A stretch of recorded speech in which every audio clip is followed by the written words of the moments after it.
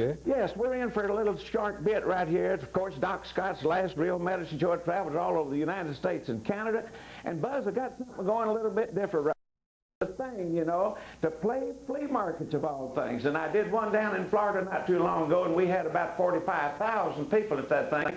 Since then, I found out Barbara Mandrell and a half a dozen of the superstars from Nashville and Nashville Network's been going to these flea markets. And what I'm doing now is combined my show with Nashville Starspeak Television Talent Show from Nashville, Tennessee. And it's seen on Galaxy 3, Channel 11, the Keystone Television Network. And I'm on every night from 9 to 10 p.m. on Saturdays from 2 to 4. That's on the disc out back, you know what I mean? And I'm on about 300, I believe it is, stations across the United States and Canada.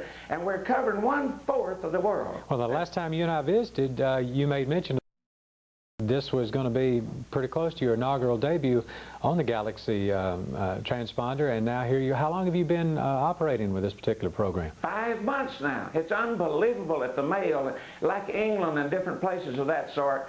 You wouldn't think that they, and what gets me though is really Germany. I'm pretty hot over there in Germany. I don't know what it is about me that they can understand. Guess it's the beat and the odd way that the medicine man looks or something. But what about the talent that you've been drawing up through the program? Are you surprised at the amount of young talent that's really out there that's untapped? Unbelievable. And all the folks out there now are, if you know some little band somewhere that's trying to make it, and you get all kind of wild deals, and I warn every one of you out there, a lot of them will rip you off. But here's what we've got going. The Starseek show is the most foolproof little way to exhibit, tab it, and show it off across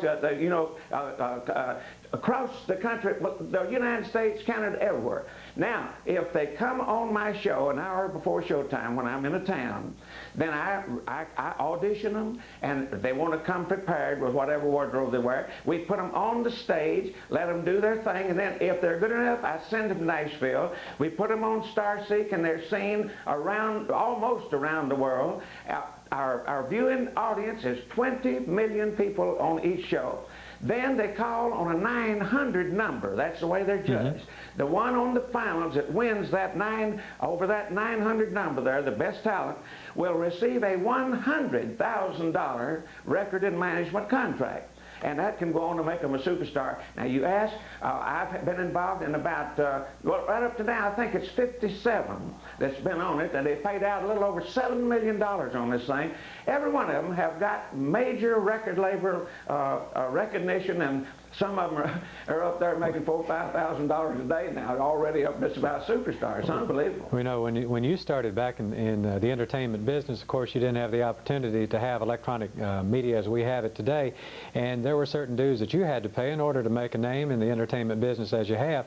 But as far as this young talent is concerned, there's a whole different set of parameters and a whole different set of rules that they have to go through, and oftentimes they're not familiar with the kinds of things that they need for the proper exposure as you are, because in your, I'm really surprised that you've even got the time to come visit us here in Toccoa, because it's very seldom that you're even here in the community. You're on the road so much. So you're really an untapped resource for some of this young talent that's out there, because they realize they've got the talent, but they don't know who to go to, who to see, or what's the first step. So you've really eliminated a lot of that ignorance about what to do first, because right here it is for them. Yes, and listen real close out there now. I'm going to be at Uncle Bill's Flea Market, and that is up in Cherokee, and I'm going to be doing 3 shows a day up there on Monday and Tuesday. Now Tuesday, that's the 3rd and the 4th. Of course, the 4th of July is a big day everywhere. 3 shows a day. Then at sundown, we're going to do our final show in Cherokee, followed by several $100s worth of fireworks. At the end of it,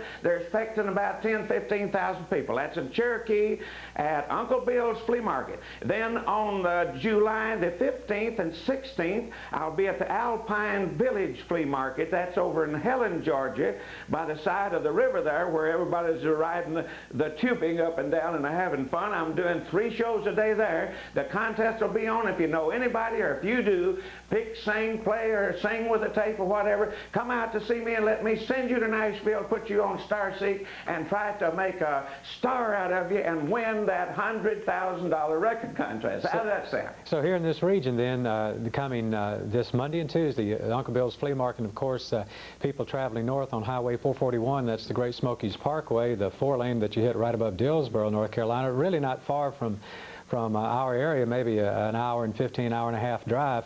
And then the following weekend, on the 15th, you'll be up at Alpine Helen, which is even closer. So individuals that want to showcase their talent have an opportunity to come see you right then in two places here in our region. And we're going to have fun. You know, the 3 shows a day, we're going to change each show. We'll do 1 show earlier in the morning, at middle of the afternoon, it's a nice hang around, have fun, get you one of those floats and get up and down the river if you're over there at Alpine, you know. And up at Cherokee, there's 1,000,001 things to do, you know. And then come back, and then at the end of the thing there in Cherokee, we're going to have the fireworks and a big deal there.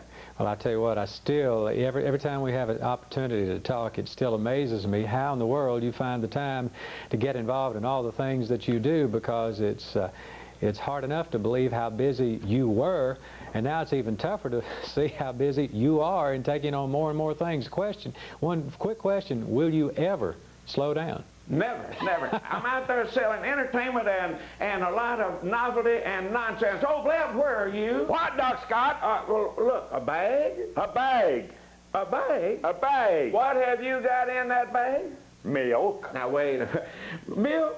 Milk. Now, I know, and all them folks out there are watching knows that you can't carry milk in a bag. A cow does. Yeah.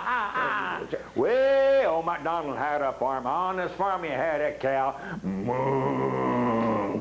Yeah. Oh, my. I'm telling you the truth. I don't know what we're going to do with him. I'm telling you the truth.